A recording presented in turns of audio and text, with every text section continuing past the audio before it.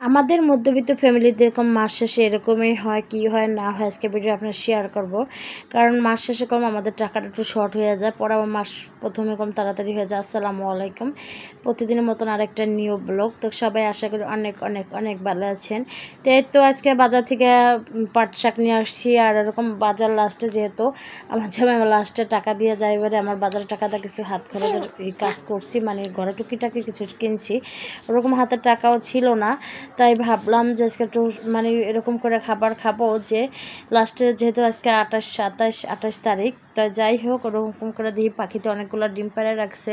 তাই ভাবলাম আজকে কয়েল পাখির ডিম ভুনা করব, শাক রান্না করব, ডাল রান্না করব, সিম্পলের ভিতরে, যে মাস শেষে যতটুকু পারি অতটুকু চালাই নিব।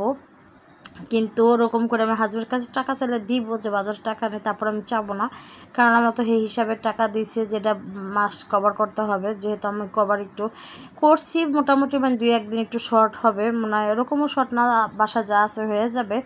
বাট আমাদের মধ্যে ফ্যামিলি কলম এরকমই হয়, কারণ মাস শেষে কলম একটু শর্টে হয়ে যায়। যেহেতু আমরা মহিলা মানুষ, দেখা যায় বাজারে টাকা বাঁচাইয়া কলম ঘরের জন্য এটা কিনি ওটা কিনি, আর এবার আমার একটু বেশি কেনা হয়ে গেছে গা। এজন্য ভাবলাম যে একটু হালকা পাতলা করে রান্না বান্না করে 2-3 দিন চালাই দিব, তাহলে যেন আমার স্বামীর কাছে আমি ধরা না খাই। এই জন্য আমি এরকম করে হালকা পাতলা করে একটু রান্না বান্না করছিলাম আজকে।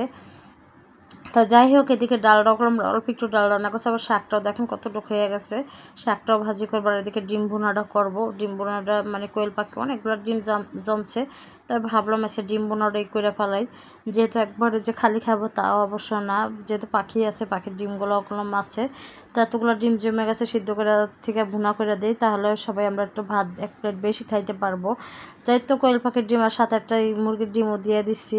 তো কোয়েল পাখির ডিমগুলো সুন্দর করে একটু ফ্রাই করে নেব, ফ্রাই করে সুন্দর করে এরকম লাড়াচাড়ার উপরে রাখবো। তাই তো কোয়েল পাখির ডিমগুলো সুন্দর করে একটু ফ্রাই করে নিচ্ছি। নেওয়ার পর একটু পেঁয়াজ মরিচ এখন হালকাভাবে ভেজে নেব। তা ভেজে নেওয়ার পর দেখেন সুন্দর করে করলাম, আদা বাটা, রসুন বাটা, হলুদ গুঁড়া, মরিচ গুঁড়া, এগুলো সব অল্প অল্প করে দিব, কারণ এটা যেহেতু আমি অল্প একটু জিনিস রান্না করব, অতটুকু না, হালকা পাতলার ভেতরে একটু রান্না করব। তো এই তো আমার ভালো করে কষানো হয়ে গেছে, কষানো হয়ে গেলে এখন ডিমগুলো দিয়ে দেবো। ডিমগুলো দেওয়ার পর সামান্য একটু পানি দিব, পানি দেওয়ার পর একবার শুকিয়ে আসলে ধনেপাতা দিয়ে নামাই নেব।